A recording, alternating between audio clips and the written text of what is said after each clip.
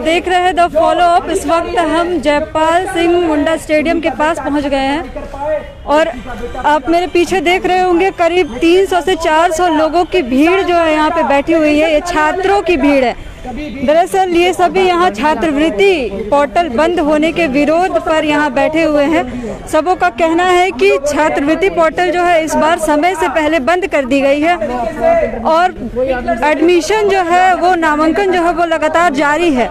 ऐसे में कई छात्र ऐसे हैं जो वंचित रह गए हैं इस बार छात्रवृत्ति लेने से, इसलिए झारखंड के कई जिलों से यहाँ छात्र पहुँचे हैं एक दिवसीय प्रदर्शन करने। ये मुख्यमंत्री तक अपनी आवाज़ पहुँचा रहे हैं। आप बैनर भी देख रहे होंगे, उसमें लिखा हुआ है छात्रवृत्ति छात्रों का अधिकार, मुख्यमंत्री के समक्ष छात्रों का विशाल प्रदर्शन। ये लोग यहाँ पहुंचे हुए हैं मुख्यमंत्री तक अपनी आवाज रखने के लिए, क्योंकि इस बार छात्रवृत्ति पोर्टल यानी कि ई कल्याण पोर्टल जो है वो 10 फरवरी को ही बंद कर दिया गया था और सिर्फ मात्र 35 दिनों के लिए उसे खोला गया है। ऐसे में कई ऐसे छात्र हैं जो इस बार स्कॉलरशिप से वंचित रह गए हैं और एडमिशन जो है वो कंटिन्यू है। ऐसे में कई छात्रों को दिक्कतें आ रही है। उन्हें बहुत सारे लोग ऐसे हैं जो उनको दिक्कतें आ रही हैं, उनके पास पैसे नहीं होने की वजह से वो तो एडमिशन नहीं ले पा रहे हैं या फिर और भी कई आर्थिक प्रॉब्लम जो है लोगों को देखने को मिल रही है। ऐसे यहाँ कई लोग हैं, उनसे हम बातें करेंगे और जानेंगे कि क्या समस्याएं हैं और क्यों यहाँ पहुँचे हुए हैं, क्या बातें। क्या नाम हुआ? मेरा नाम तुषार अविराज हुआ और मैं इस छात्रवृत्ति अधिकार मंच का प्रदेश प्रवक्ता हूँ। कितने लोग कहाँ से पहुँचे हुए? देखिए, लगभग इसमें 15 जिला से छात्र यहाँ पे इकट्ठा हुए हैं और वैसे तो हम लोगों को यहाँ से रैली के रूप में राजभवन में जाना था और वहाँ पे अनिश्चितकालीन धरना के लिए बैठना था, लेकिन पुलिस प्रशासन जो है हम लोग को यहाँ से निकलने से रोक दिया गया।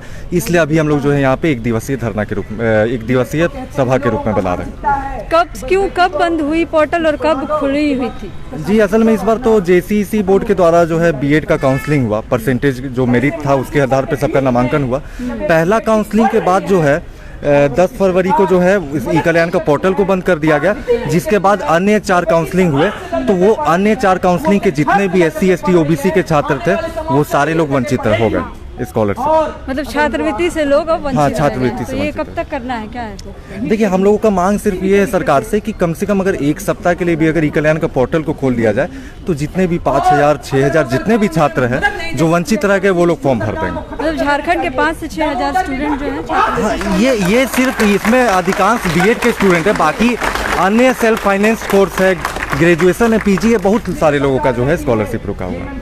मतलब यहाँ जो है अधिकतर जो है वो बीएड के स्टूडेंट्स हैं बैठे हुए हैं और इन लोगों का छात्रवृत्ति रुक गया है और 4 काउंसलिंग के बाद जो है जो स्टूडेंट्स हैं उन लोगों को स्कॉलरशिप नहीं मिला है। ऐसे में जब छात्र वंचित रह गए हैं फिर भी एडमिशन जो है वो जारी है।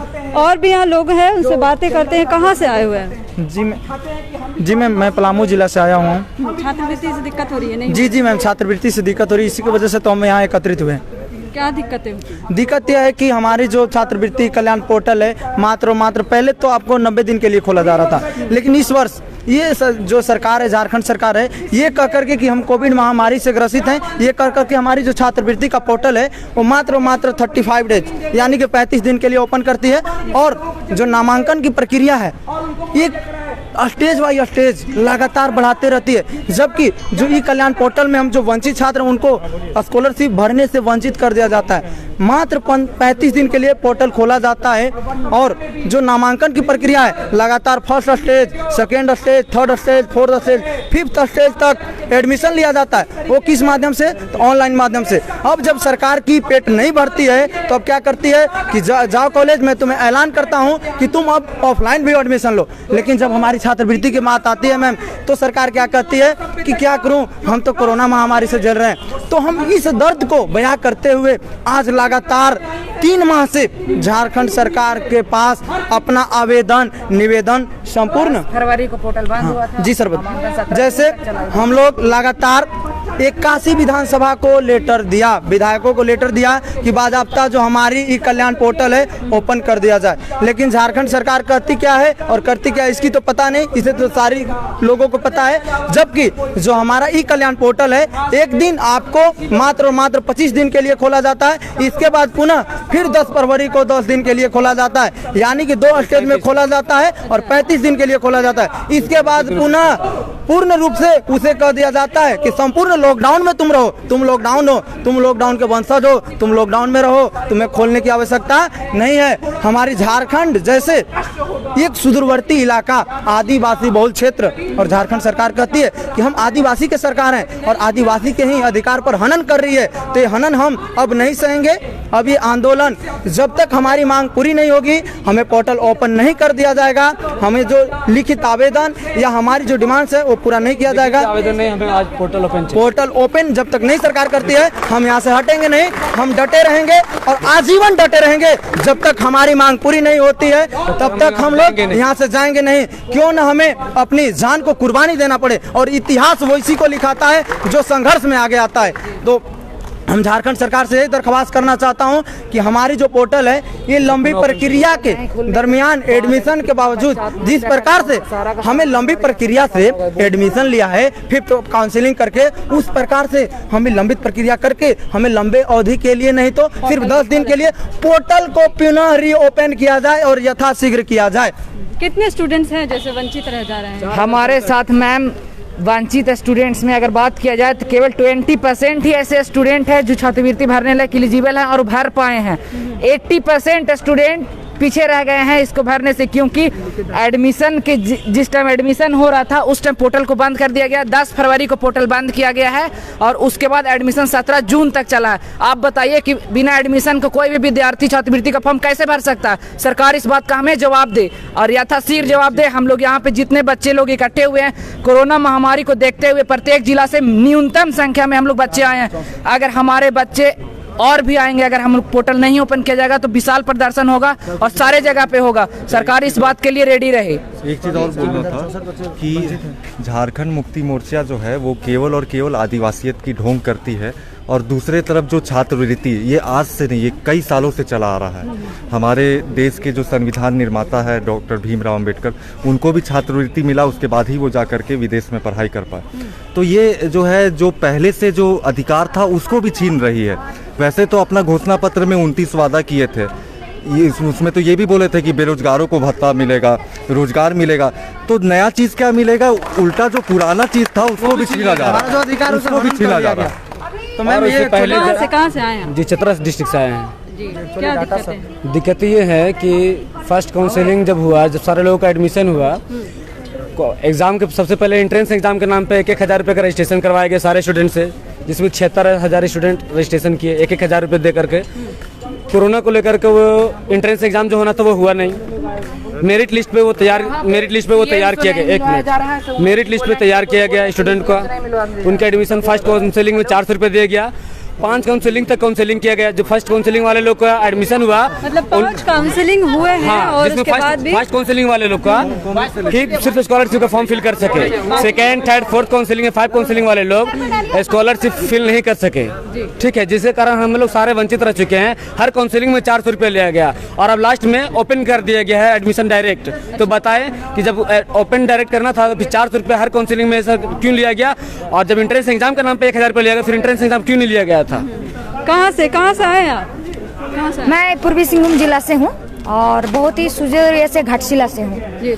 ये छात्रवृत्ति से मदद मिलती थी एडमिशन वगैरह? हाँ, ये जो छात्रवृत्ति ये एक जनकल्याणकारी राष्ट्र है और यहाँ पर ST SC और OBC को छात्रवृत्ति प्रदान की जाती थी। लेकिन लगातार ये जो सरकार का जो रवैया है, कभी मतलब छात्रवृत्ति में कटौती कर दी रही है, कभी ऐसे कर रही है जो ई-पोर्टल समय से पूर्व ही बंद कर दी जा रही है। ऐसे में जहाँ पर छात्रवृत्ति के भरोसे में ये जो जितने सारे जो यहाँ बैठे हैं, ये सब मतलब देश के भावी शिक्षक हैं जो देश के छात्र को तैयार करेंगे, लेकिन उसके साथ ये अन्याय हो रही है। लेकिन ये अन्याय को ये छात्र लोग सहन नहीं करेंगे। हम छात्र लोग जब तक हैं, क्योंकि हम लोग शिक्षक बनने जा रहे हैं, शिक्षक बनने का सपना लेकर के पढ़ने आए हैं, हमारे साथ अन्याय हो रहा है और अन्याय का जब हम प्रतिवाद कर रहे हैं तब लगातार हमें आश्वासन पे आश्वासन दी जा रही है और आश्वासन पे ये बात को भुलाई जा रही है और हमें संघर्ष से दूर कर रही है। लेकिन हम छात्र मानने वाले नहीं हैं। हम अपना संघर्ष को तब तक जारी रखेंगे जब तक कि ई-पोर्टल ना खुल जाए। 10 फरवरी को जब पोर्टल बंद हुआ उसके बाद से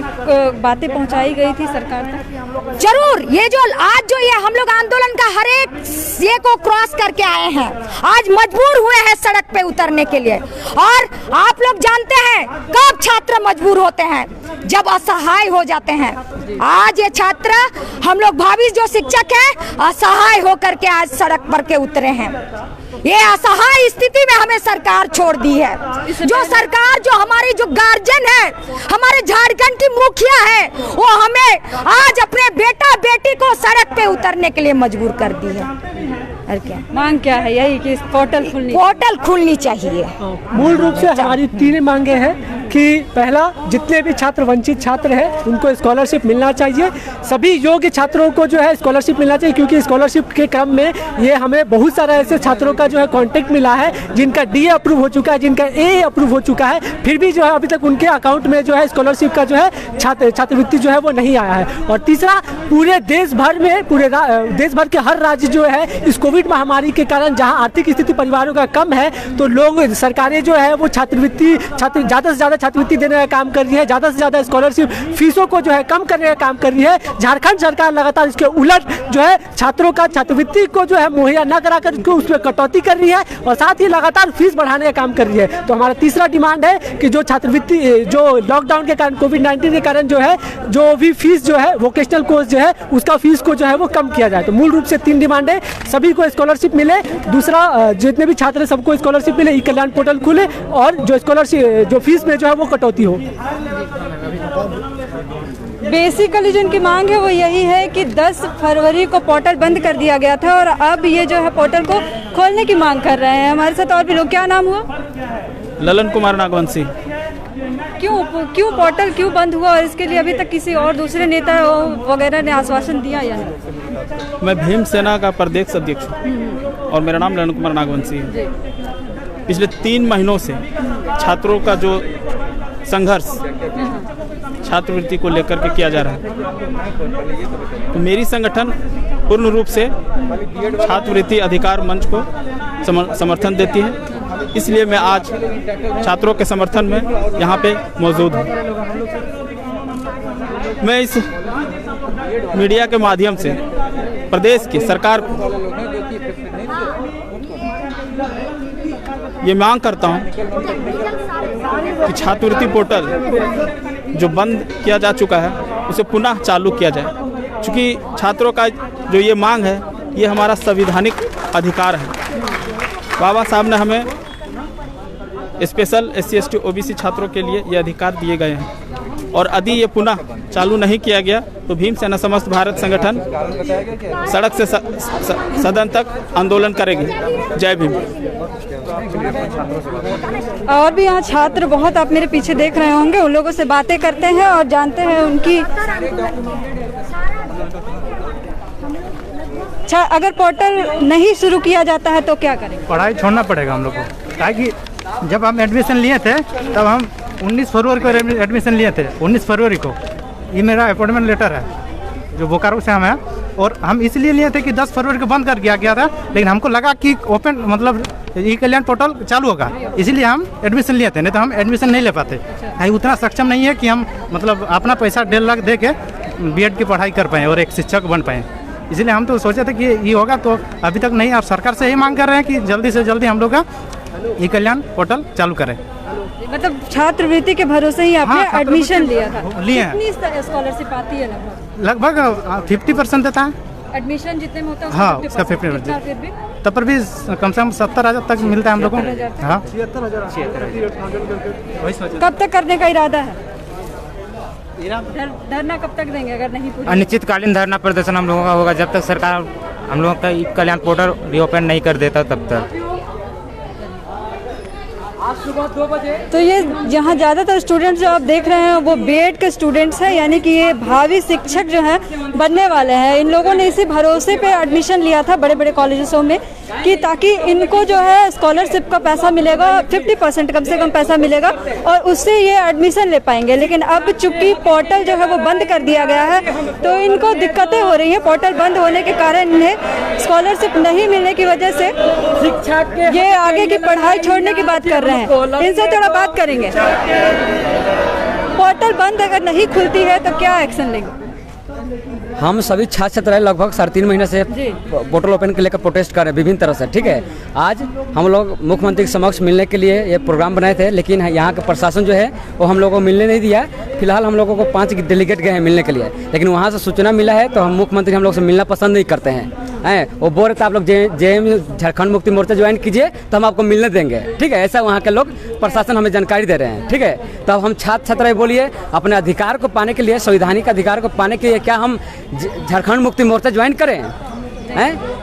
ये जो परिस्थिति है, आज दुनिया के महान साहित्यकार बोले थे education can wait but struggle for Swaraj can not.